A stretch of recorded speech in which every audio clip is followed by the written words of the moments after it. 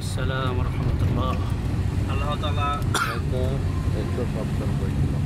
কোরআনুল কারীমে ঘোষণা করেছেন, কুল সিরু ফিল আরদ, তোমরা জমিনে ভ্রমণ করো এবং সেখান থেকে তোমাদের জন্য যে শিক্ষণীয় বিষয় রয়েছে সেখান থেকে তোমরা শিক্ষা গ্রহণ করো।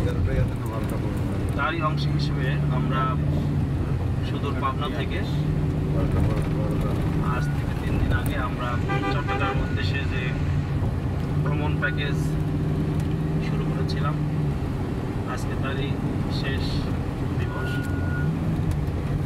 আসলে আমরা যে পেশায় নিয়োজিত আছি এটা একটা ব্যতিক্রম পেশা, যেখানে সকাল থেকে রাত পর্যন্ত, সন্ধ্যা পর্যন্ত একেবারে একমুখী হয়ে থাকতে হয়, একটা বদ্ধ জীবনযাপন করতে হয়।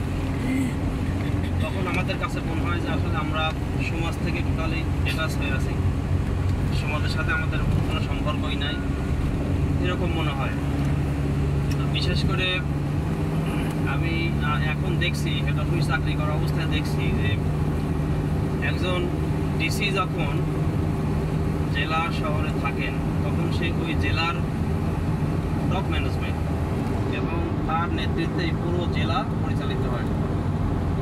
ঠিক একই ডিসি যখন সচিবালয়ে আসেন তখন তার একটা টেবিল আর চেয়ার ছাড়া আর কিছুই থাকে না। তার সামনে একটা জেলার যত মানুষ থাকে টোটাল মানুষকে তিনি পরিচালনা করেন, বা তার মানুষের তার ব্যবহার থাকে, বিভিন্ন প্রোগ্রাম, বিভিন্ন অনুষ্ঠান, মানে এভরিথিং, সব কিছুর সাথে তিনি অ্যাটাচমেন্ট থাকেন। কিন্তু সেই ডিসি যখন সচিবালয়ে থাকেন তখন তার একটা চেয়ার টেবিল, তার কাছে কিন্তু এই একটা জেলার যে নাগরিক থাকে তারা কিন্তু আসে না, হাতে কোনো কিছু লোকজন আসে। তো আমরা ইসলামী ব্যাংকের হেড অফিস চাকরি অবস্থা দেখছি যে সকালে ঢুকি আর সন্ধ্যায় বের হই, একজন লোকও আসে না। ওই সচিবালয়ে লোকজন হাতে গোনা কিছু লোকজন আসলেও আমাদের কাছে কোনো লোকজন আসে না। আমরা কি একটা চেয়ারে বসি, সামনে একটা টেবিল থাকে, ছোট ছোট আর কি খোপ করা, মনে হয় যে